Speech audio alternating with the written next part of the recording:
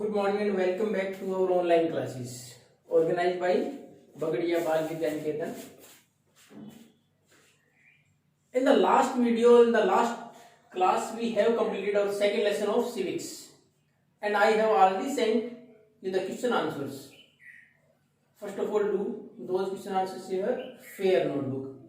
Today we are going to continue with our next lesson of history, the second lesson, that is from trade to territory. The company establishes power.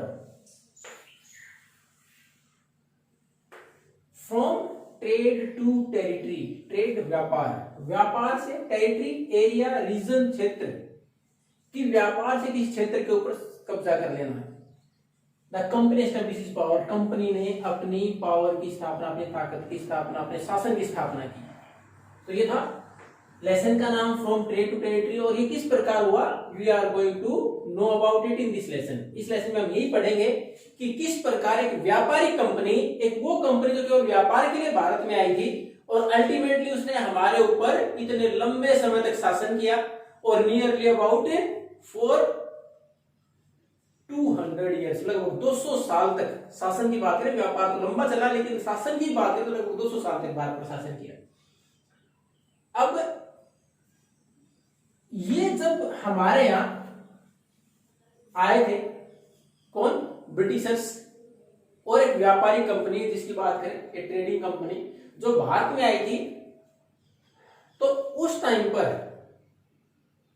हमारे यहां कौन सा था, मुगल जो period था वो था, मुगल शासक रहे। बाद में 16वीं शताब्दी में, 17वीं शताब्दी में, 1600 के आसपास, 17वीं शताब्दी की शुरुआत में आए थे। और उस टाइम पर अगर हम मुगल शासन में भी बात करें तो मुगल शासन में औरंगजेब सबसे अंतिम, जो अगर बात करें, मुगल शासन चला तो बहुत लंबे समय तक, हम बहादुर शाह जफर तक पढ़ते हैं मुगल पीरियड को, लेकिन सही मायने में जो मजबूत मुगल शासन था वो था औरंगजेब तक। और औरंगजेब की डेथ हुई थी 1707 में। लास्ट क्लास में हमने पढ़ा था इसके बाद के जो मुगल शासक हुए,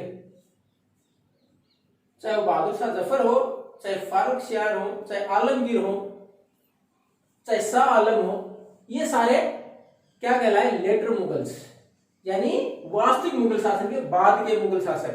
यानी वास्तविक शासन तो नहीं का था, उसके बाद जैसे ही औरंगजेब गए 1707 में, जैसे ही इनकी विदाई हुई, जैसे ही इनकी डेथ हुई, उसके बाद जो बड़े उस वक्त इसके अंतर्गत राज्य थे, उन्होंने अपनी आजादी डिक्लेयर कर दी।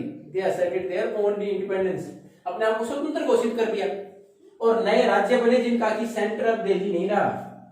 यानी दिल्ली अब ज्यादा लंबे समय तक केंद्र नहीं रहा जहां से शासन चले, क्योंकि मुगल शासन काल के दौरान सेंटर दिल्ली था जहां से पूरा शासन चलता था। एक अम्परर, एक सम्राट, जो मुगल सम्राट था, उसके अधीन सारा देश था। लेकिन औरंगजेब के बाद जब मजबूती से शासन नहीं रहा, पकड़ अच्छी नहीं रही सेंटर से, तो दिल्ली सेंटर नहीं रहा, अलग अलग छोटे छोटे राज्य बन गए, उनकी खुद की राजधानियां बन गई, वो सेंटर बन गया। अब इसी दौरान हमारा एक नई पावर शासन के लिए आई भारत में, वो कौन सी, वो आए ब्रिटिशर्स। और ब्रिटिशर्स थे क्या, ब्रिटिशर्स हमारे यहां, मैंने शुरुआत जब लेसन की तो लेसन में ही दे रखा ट्रेड टू टेरिटरी, यानी आए तो किसके लिए थे, just for the purpose of trade, व्यापार के लिए आए थे। और इन 1600 में जब वो आए, तो उसके बाद क्वीन एलिजाबेथ फर्स्ट ने एक उनको छूट दी, जो भी व्यापार वहां से चल रहा था। East India company, East India company come to East, title भी है उसका, कि ईस्ट इंडिया कंपनी जो ईस्ट में आई, यानी हमारी तरफ आई, वेस्टर्न कंट्री ब्रिटेन जो यूरोप का है, उसके बाद हमारी तरफ आई, तो उसमें उनको एक छूट दे दी गई। क्या छूट दे दी गई, to trade without any competition की। यूरोप की नहीं, ब्रिटेन की कोई दूसरी कंपनी कंपटीशन नहीं करेगी इसके साथ। Sole right was given to East India company, पूर्ण अधिकार दे दिया ईस्ट इंडिया कंपनी को ब्रिटेन की तरफ से कि केवल अकेली वो व्यापार करेगी, उसके साथ ब्रिटेन की कोई दूसरी कंपनी कंपटीशन नहीं करेगी। अब वो फ्री हो गए कि शासन उनके हाथ में होगा, उतना ही प्रॉफिट बढ़ेगा। उन्होंने अपने प्रॉफिट को बढ़ाने के लिए they tried to found new places, नई जगह ढूंढनी शुरुआत कर दी कि आसानी से नई जगह मिले जहां इजिली चीजें अवेलेबल भी हो जाएं और सस्ती भी मिल जाए। वो सामान फिर हम दूसरी जगह सप्लाई करें यूरोप में, और उसके बाद उनसे प्रॉफिट मैक्सिमम ज्यादा से ज्यादा प्रॉफिट कमाया जा सके। तो उन्होंने नई जगह फाइंड करनी शुरू कर दी। प्रॉब्लम कहाँ आई?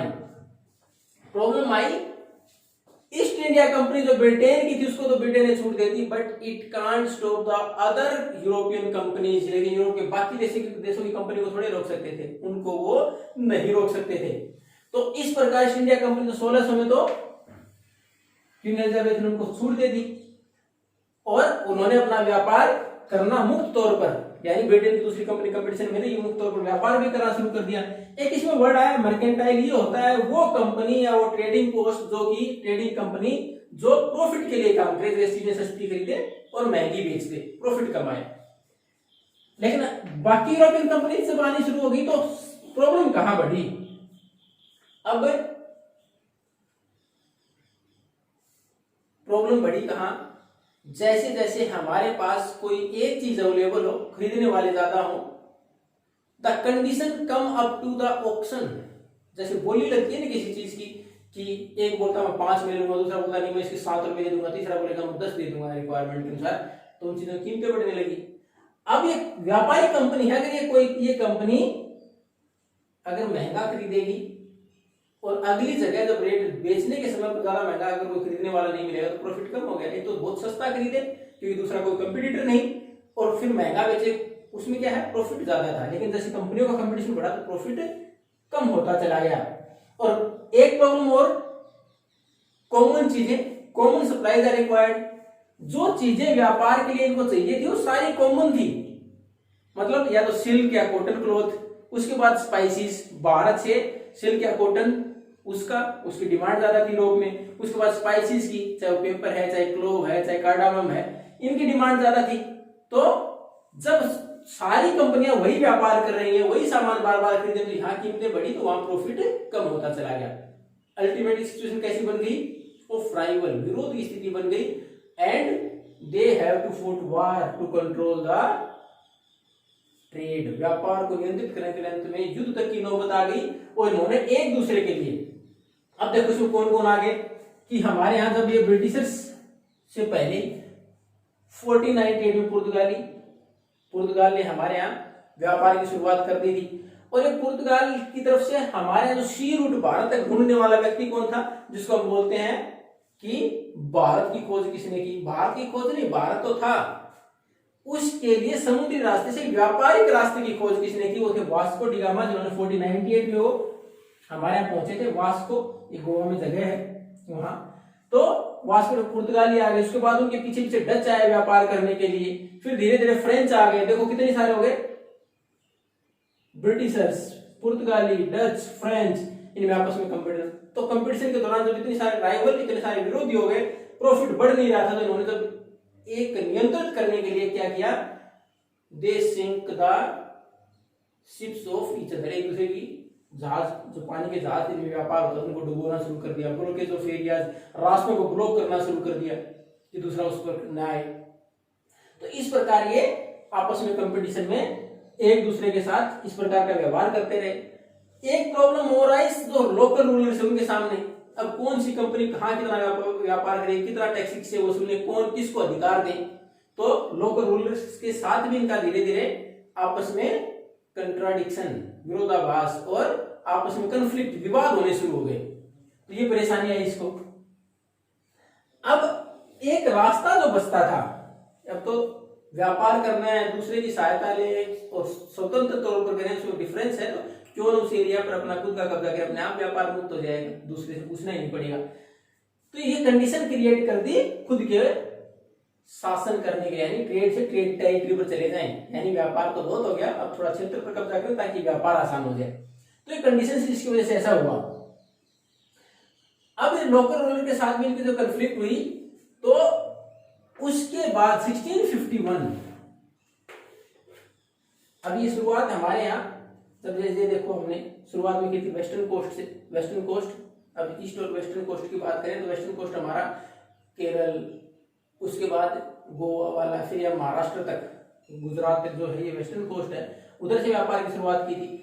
फिर इस ईस्ट इंडिया कंपनी ने, जो ब्रिटिश ईस्ट इंडिया कंपनी थी, इसने 1651 में हुगली रिवर के पास, हुगली रिवर वेस्ट बंगाल में अपने व्यापार के लिए एक ट्रेडिंग पोस्ट बनाई कि वहां से व्यापार होगा, और उसका नाम दिया factory at factory at West Bengal at Hooghly at bank of Hooghly river.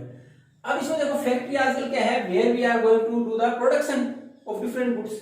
आज फैक्ट्री वर्ड अगर बोले फैक्ट्री है, किस चीज की फैक्ट्री है, यानी सामान बनता है, लेकिन उस वक्त फैक्ट्री का मतलब क्या था, देखो पहले फैक्टर वर्ड समझे, फैक्टर वर्ड से फैक्ट्री बना है। फैक्टर्स मीन्स उस वक्त वो था व्यापारी, जो लोग वहां काम करते थे, जो व्यापार का मतलब फैक्टर बोला गया। और फैक्ट्री कौन सी जगह थी, वहां उनके लिए वेयर हाउस गोदाम भी थे, सामान बना हुआ एक्सपोर्ट करने के लिए वहां रखते थे, उसके साथ दो कर्मचारी तो रहते भी वही थे। तो फैक्ट्री वो जगह थी जहां प्रोडक्शन भी होता था, बाहर सामान लाकर वेयर हाउस में रखा भी जाता था, और उसके साथ साथ सेटलमेंट भी था, रहने की जगह भी थी। अब जब उनको लगा कि सिक्योर नहीं है, बाकी कंपनी भी उसमें आ रही है कंपटीशन में, लोकल रूलर्स हैं वो भी, जो स्थानीय शासक हैं वो भी विरोध में आ रहे हैं, तो क्यों न फोर्टिफिकेशन किया जाए, फोर्टिफिकेशन किलाबंदी, यानी बड़े किले बना दे ताकि सुरक्षा हो जाए, आसान हो जाए उनके लिए। तो उन्होंने उन जगह के ऊपर सेटलमेंट, जो बाकी व्यापारी थे उनको बोला कि आप यहाँ आसपास रहना शुरू कर दे, व्यापार आसान हो जाएगा, सामान आसानी से अवेलेबल हो जाएगा। तो उन्होंने 1696 में सिक्योरिटी के पर्पज से फोर्टिफिकेशन भी स्टार्ट कर दिया, फोर्टिफिकेशन भी स्टार्ट कर दिया, यानी किलाबंदी, वहां किले बनाने शुरू कर दिए सिक्योरिटी के पर्पज से। अब जब उनके लिए व्यापार थोड़ा और मुश्किल हो रहा था, तो उन्होंने क्या किया, मुगल शासन था, मुगल शासन को उस वक्त, अब देखो आज के समय में हमारे सबसे बड़ा जो व्यवस्था में लूप होल है, जो कमी है, वो क्या, करप्शन है, भ्रष्टाचार है, हर फील्ड में है। किसी भी क्षेत्र में चले जाएं आप, तो उसमें हर फील्ड में है करप्शन। यानी आप गवर्नमेंट एम्प्लॉई हैं, आपको सैलरी मिले, उसमें आप सोचते हो नहीं ये तो बहुत कम है, क्यों ना कोई ऐसा रास्ता अपना, इसके द्वारा दूसरा अपना लीजिए। आपके पास जिम्मेवारी दी गई, कोई व्यक्ति उस जिम्मेवारी के तहत आपके पास आता है, आप उसको इतना परेशान करते हैं कि अल्टीमेटली होता है 200-400 ले ले काम कर, तो क्या है, ब्राइब, रिश्वत देना। तो ये चीजें हमें सिखाई किसने, देखो अब आ रहा है इस लेसन में, ये चीजें भी हमें अंग्रेजों ने सिखाई कि किस प्रकार काम को आसान किया जा सकता है किसी भी व्यक्ति को लोभ या लालच देकर। तो उन्होंने अपने व्यापार को बढ़ाने के लिए मुगल शासन में अधिकार लेने के लिए हमें 3 गांवों का अधिकार मिल जाए कि हमें मुक्त व्यापार, कि हम अपने आप से व्यापार करें, हमारे ऊपर कोई पाबंदी नहीं हो, उसके लिए 3 गांव आसपास के उन्होंने मांगे, उसको सेटलमेंट बना दे, अपनी फैक्ट्री स्थापित कर दें, और लोगों के रहने की व्यवस्था कर दें। तो उसके लिए 3 गांव के लिए उनको पता था राजा के पास जाके इतना आसान नहीं होगा, दुनिया भर की टर्म्स और कंडीशंस होंगी, वो हो सकता है आपके पास उसके लिए रेवेन्यू ज्यादा मांग ले। तो उन्होंने क्या किया, अधिकारियों को, ऑफिशियल्स को, जो कि मुगल कोर्ट में ऑफिशियल्स थे, ताकि राजा को कन्विंस कर पाए, उनको ब्राइब, उनको रिश्वत दी कि उनको आसपास के 3 गांव दिए जाए, जिसमें कि आसानी से जमींदार राइट उनको मिल जाए, यानी उस जमीन के ऊपर अधिकार, टैक्स वसूलने का अधिकार तक उनको मिल जाए। और उनमें उनको 3 गांव मिले, उसमें एक गांव था कलकत्ता, जो कि गांव पहले, अब तो शहर बन गया, उस टाइम पर गांव था, जो कि धीरे धीरे डेवलप होकर कलकत्ता बना।